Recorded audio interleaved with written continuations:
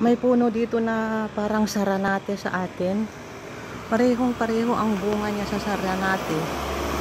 Ay, hindi saranate, yung chisa. Parang chisa ta. Dito ang chisa nila iba. O, ayan ang bunga. Dami-dami po dito. Parang chisa.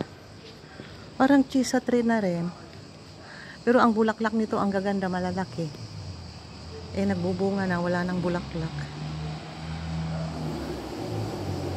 Hindi ko alam ang pangalan, pero napakaganda niya sa bakuran. O, tingnan niyo sa baba. Ang ganda ng pagka-cultivate. Dito sa ano. Ayan, sa kabilang bahay din, meron din. Hindi ko alam kung kinakain nila yung bunga dito. Oh, diba? Ayun, no? Parang chisa ang bunga doon. Pareho lang. Mga sari-sari na ng mga halaman. O, ito rin. Halaman na ito. Iba-ibang klase ng halaman, may mga kanya-kanyang bunga.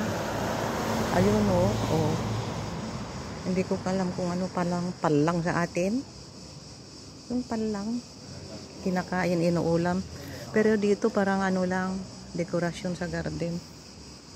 Oh, tapos dito sa may gilid, mandarin. Halaman nila. Going down and out on the street. Mandarin ang kanilang halaman. Kaya at saka meron silang parang nyog, silag sa amin. Oh, daming bunga. Tapos itong trees na ito, Daphne, yung laurel, pang sahog ng adobo. Laki-laking puno. Oo. Kaya iba-ibang klase ng ano. Ayan yung laurel. Malaki-laking puno ng laurel yan. Nakakahiya naman mahingi. Bibili na lang tayo sa palengke. Marami, mura pa. Piso lang. Ay, naku, buhay. Kaya iba-ibang klase ang mga puno dito.